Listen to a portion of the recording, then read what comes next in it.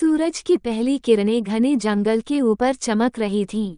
यह कोई आम जंगल नहीं था, बल्कि यह जानवरों का राज्य था, एक ऐसा स्थान जहां जानवर इंसानों से छिपकर अपनी अलग ही दुनिया बसाए हुए थे। आदित्य, एक 14 साल का लड़का, जंगलों और रोमांचक जगहों को खोजने का शौकीन था। वो अपने माता पिता के साथ एक छोटे से गांव में रहता था। गांव के बुजुर्गों की माने तो इस जंगल में प्रवेश करना बहुत खतरनाक था, क्योंकि यहाँ ऐसे जानवर रहते थे जो इंसानों को पसंद नहीं करते थे। लेकिन आदित्य के दिल में जिज्ञासा थी। वो इन कहानियों की सच्चाई जानना चाहता था। एक दिन वो अपने दोस्त रोहन के साथ जंगल की ओर निकल पड़ा। जंगल में कदम रखते ही दोनों को महसूस हुआ कि यह कोई साधारण जगह नहीं थी। हर ओर घने पेड़, रंग बिरंगे फूल और अजीब अजीब आवाजें आ रही थीं। थोड़ी दूर चलने के बाद उन्हें एक नदी दिखाई दी, जिसके पानी में अजीब सी चमक थी। ये जगह तो सच में जादुई लग रही है, रोहन ने कहा। तभी अचानक झाड़ियों से एक काला पैंथर निकला। उसकी आंखें चमक रही थीं और वह सीधा उनकी ओर देख रहा था। दोनों लड़कों की सांसें थम गईं। लेकिन हैरानी की बात ये थी कि पैंथर उन पर हमला नहीं कर रहा था। मत डरो, मैं तुम्हें कोई नुकसान नहीं पहुंचाऊंगा, पैंथर ने कहा। तुम बोल सकते हो? आदित्य ने हैरानी से पूछा। हाँ, मैं राजा काली हूँ। तुम जानवरों के राज्य में आ गए हो। यहाँ के सभी जानवर बोल सकते हैं, लेकिन इंसानों का यहाँ आना मना है। तुम्हें तुरंत लौट जाना चाहिए। आदित्य और रोहन अब डर चुके थे, लेकिन वे इतनी आसानी से लौटने को तैयार नहीं थे। हम सिर्फ इस जगह को देखने आए हैं, हमें कोई नुकसान नहीं चाहिए, आदित्य ने विनती की। राजा काली ने उन्हें घूरा, फिर गहरी सांस लेते हुए बोला, ठीक है, लेकिन एक शर्त पर। अगर तुम 3 दिन तक जंगल में रहकर हमारी परीक्षा पास कर लोगे, तो तुम्हें यहाँ रहने दिया जाएगा। वरना तुम्हें हमेशा के लिए इस जंगल से बाहर जाना होगा।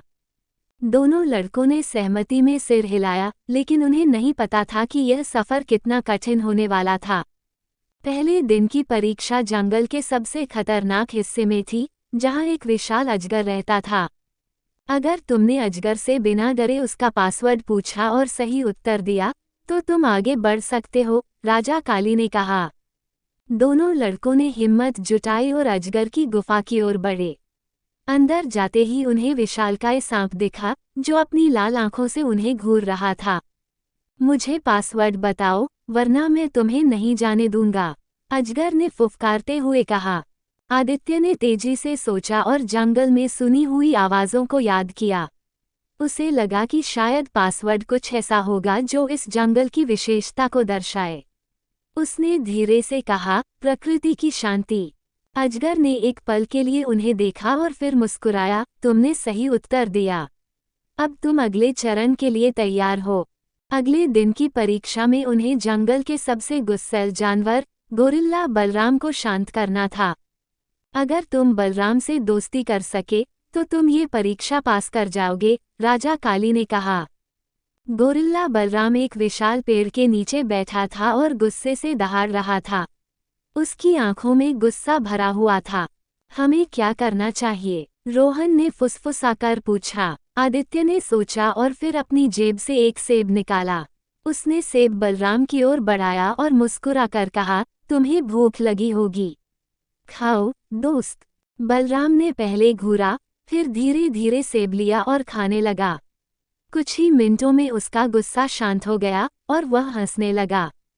तुम अच्छे इंसान हो, अब तुम अगली परीक्षा के लिए जा सकते हो, बलराम ने कहा।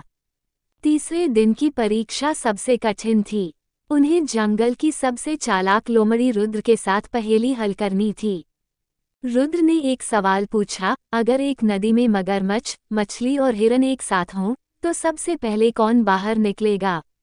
रोहन उलझ गया, लेकिन आदित्य ने तुरंत जवाब दिया, हिरन, क्योंकि वह सबसे ज्यादा डरपोक होता है और खतरा महसूस होते ही भाग जाता है। रुद्र मुस्कुराया, तुमने सही उत्तर दिया। अब तुम जंगल का रहस्य जान सकते हो। राजा काली ने दोनों लड़कों को जंगल के गुप्त स्थान पर ले जाकर कहा, ये जानवरों का राज्य है, जहां हम बिना इंसानों के हस्तक्षेप के शांति से रहते हैं। लेकिन अगर कोई इंसान हमारे साथ प्यार और समझदारी से पेश आए तो हम उसे अपना मित्र मानते हैं। तुमने हमारी परीक्षाएं पास कर ली, इसलिए अब तुम हमारे मित्र हो। आदित्य और रोहन खुश थे। उन्होंने जंगल में बहुत कुछ सीखा था, साहस, दोस्ती और बुद्धिमानी। 3 दिन बाद राजा काली ने उन्हें जंगल के बाहर तक छोड़ा। जाते समय उसने कहा, अब ये रहस्य तुम्हारे दिल में रहेगा, लेकिन अगर कभी भी हमारी जरूरत पड़े तो बस जंगल को पुकारना। दोनों लड़कों ने जंगल की ओर देखा और मुस्कुराए। ये सफर उनकी जिंदगी का सबसे बड़ा रोमांच था, जिसे वे कभी नहीं भूल सकते थे।